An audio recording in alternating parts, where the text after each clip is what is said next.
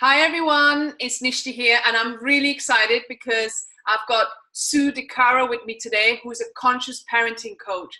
And I met her in Los Angeles last year and this year, and she's agreed to be interviewed today. So Sue, thank you so much for joining today. It's my pleasure. Thank you for having me. I would love for you to tell our audience more about yourself because you've got an incredible story. Thank you. Sure. So I am a certified conscious parenting coach. I have a master's level certification, and I work with parents all over the world through various types of platforms and technology to help them reconnect with their children, overcome challenges, move through discipline struggles and boundaries. Basically, anything parenting, I assist parents with. And so I'm also an educator. I do a lot of education around the country and worldwide to support people from a different level, from a understanding of what consciousness is, understanding mindfulness, and how to bring them into their families as groups. So it's a passion of mine. It's a fabulous work. I couldn't be happier to be gifted with this opportunity. Wonderful, Sue. You know, this concept of conscious parenting is come to the UK, but it's still a fairly new concept. And, you know, I've been on this journey myself for a while now. I don't have children, but I work with parents. And Sue is going to tell us about her own struggles with food. And this is really what we want to focus on today, because it's going to help a lot of you parents out there who have struggles with your children, who don't want to eat or who eat too much. But what we also intend to shine some light on is conscious parenting, because, I mean, Sue, I don't know if you want to say how revolutionary conscious parenting is for families. It is, and some more than others. Some have never heard of the whole idea of consciousness and conscious living. And to really be able to raise the children that are in front of us, I think it is so important that we are aware of who we are and aware of who they are. So that's like unpacking Pandora's box, right? Yeah. Because we cannot raise children if we're not connected to ourselves. And we cannot be connected with ourselves if we haven't actually done the work, as we both know, to learn how we've been conditioned from our own childhood and how we come into this parenting paradigm or parenting role with a set of beliefs and a set of conditions and a set of ways that we are expected, because that's our conditioning, to be a parent. And certainly food is one of the major roles, because when you're talking about parenting, every aspect of a child's life is involved, and your own life, because you are the parent. You are a part of this evolution of your child, the growth of your child, and you can certainly influence it in a lot of ways.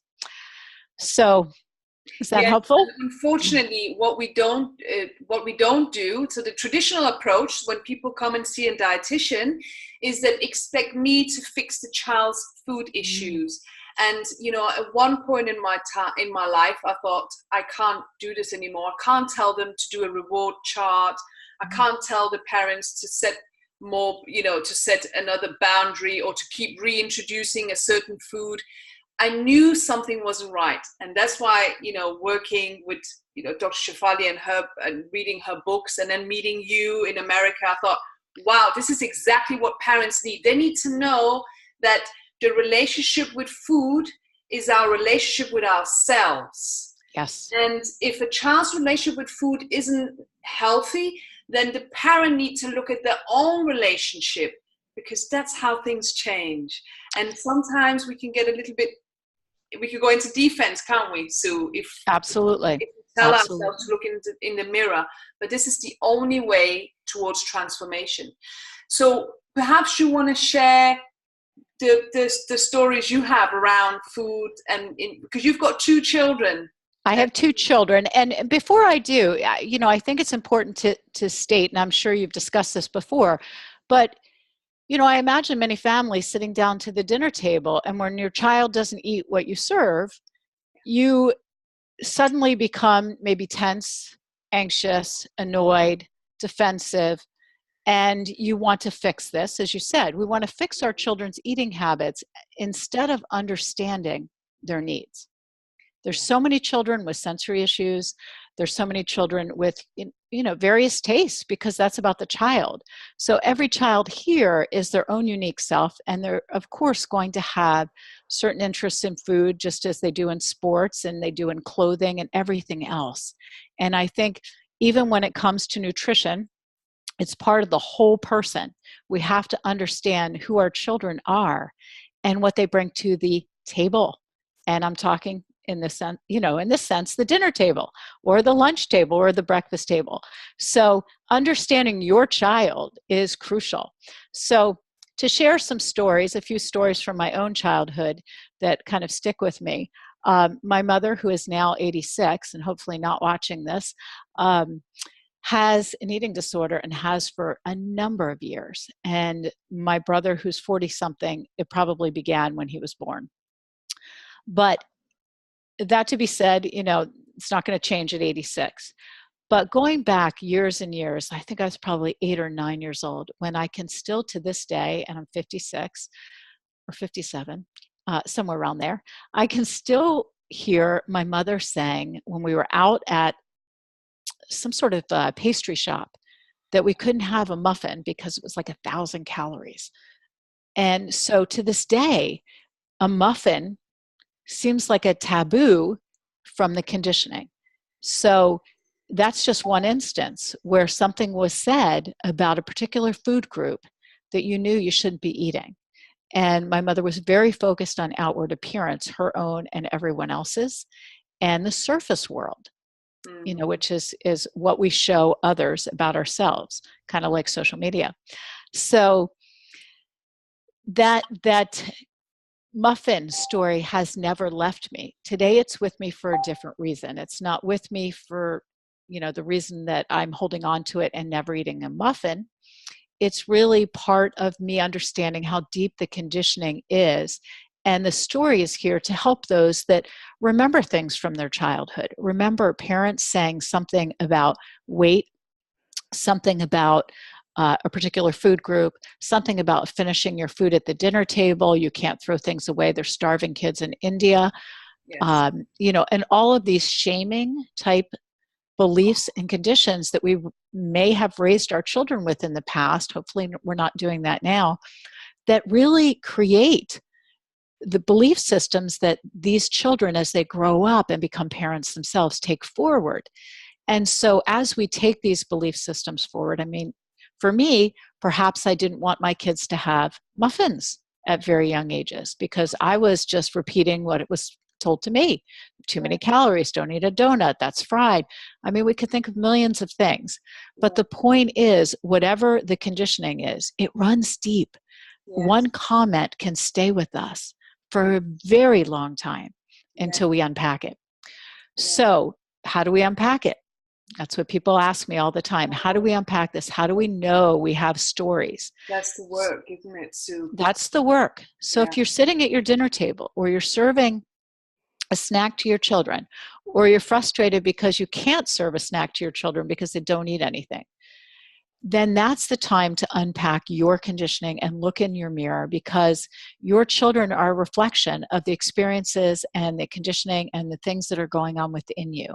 So when they push back on the food groups that you serve and you start to feel triggered, then you need to sit with yourself and say, what is this trigger? Why am I feeling super defensive because my kids won't eat? And how can I come to terms with what that is about? Many times it goes right back to the family of origin that raised you and things that were said. But you have to have that clear space to unpack it before you can actually just project it onto your children. So what would you say? How do we know that we are triggered, Sue? What's the feeling that may come up in parents? Sure. And I have a lot, I actually have a family that I work with now who they were triggered because their child actually always needed to eat. And, every 20 minutes, every hour, I have one like that myself who has low blood sugar, borderline hypoglycemia. Yeah. And so for a child like that, this is what I was alluding to at the beginning, learning about that child's need so that you can meet their need is important. Yes. But in this particular family, what the trigger was that the child constantly wanted food and mealtime was over. The mother had been raised in an environment where you sit down and you eat your meal, and when the meal is over, that's it. If you didn't eat enough, or if you didn't eat, well, too bad for you, kind of thing. There was a very structured environment that she grew up in.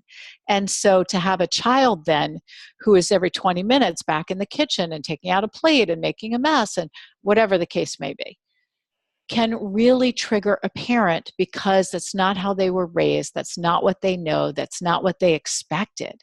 Expectations are dangerous. They expected their children to sit down at mealtime and eat like, princes and princesses. And they want it doesn't work like that. Because we've been told to eat 3 meals a day. Right. And so was the child overweight, or is that not an issue? No, the child was not overweight. And with my assistance, the parent realized that this was really about this particular child needing food to move forward. We talked about what happens to the child when when this child didn't get food, proper food that actually the child liked, that had some nutritional value to raise his blood sugar, his mood downhill, his anger off the charts.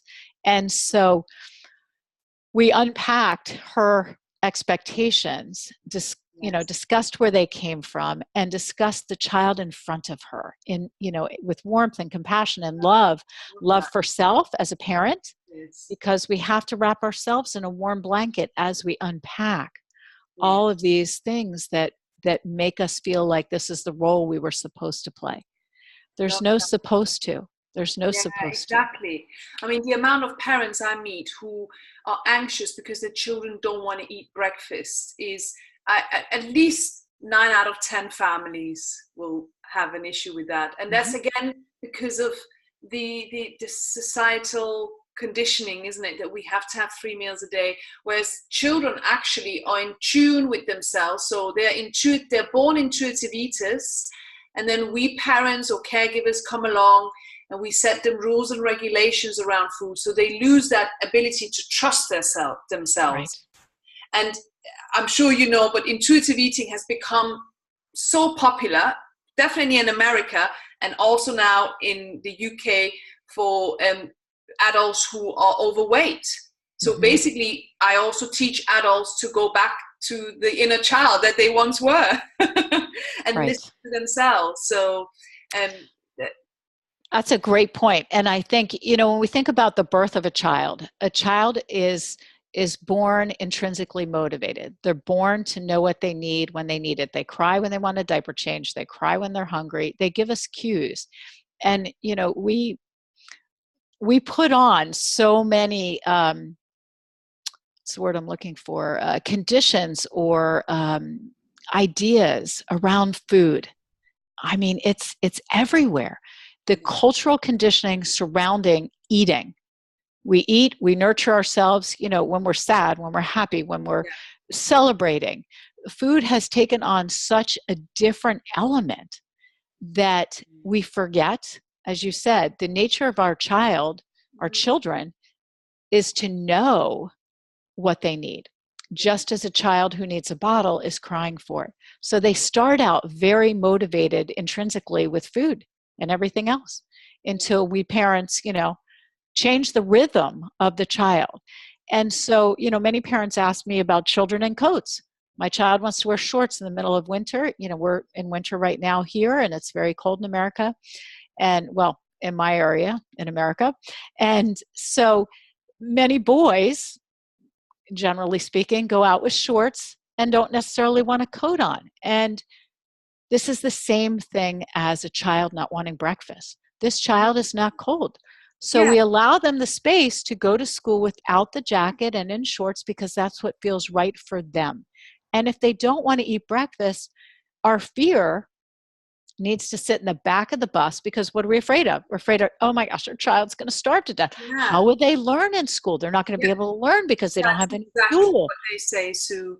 And then we put that on the child. Then we're dumping our fear on the child and telling them what they won't be able to do because they didn't have a breakfast bar or Cheerios or what have you. Yes. So can I ask you, because I see a lot of parents with, we call it picky eaters or fatty eaters. Mm-hmm. What do you have anything you want to say to these parents? So they, it's very hard to have a child that only wants to eat particular foods, and it's very hard for parents. Again, I think it's because they're not meeting their expectations of wanting a 3-course meal. So what words have you got for those sort of parents? That's a great question. Part of the practice that I teach and the work that I do is about empowering. Very important word. Empowering our children.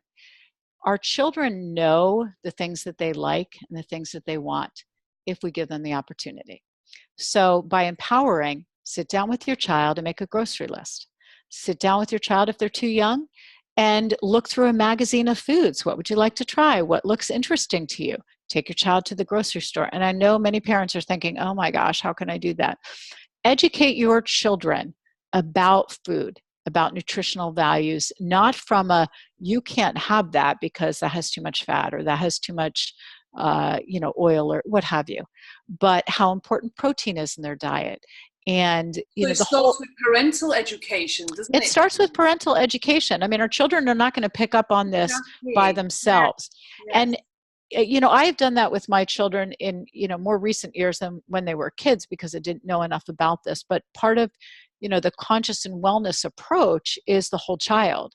And of course, their health and wellness also revolves around what they put into their body and the exercise and movement. And so I think it's really crucial to teach children not about calorie count, not about, these foods are no, like the muffin, never eat a muffin. It's more about health and wellness and, treating our body like a temple, so to speak, that we put good things in our body and then we get the best out of our body. And certainly that doesn't mean, not eating sugar on occasion. And it doesn't mean limiting our children's diet to such a degree that they feel like they're being deprived. Because as soon as they feel like that and they get their hands on something out of the ordinary, like chocolate or candy, if we don't allow them any sugar, they're going to go crazy. Yeah. I know a family in my area that no sugar was allowed as these kids were growing up. I've seen them. Like that.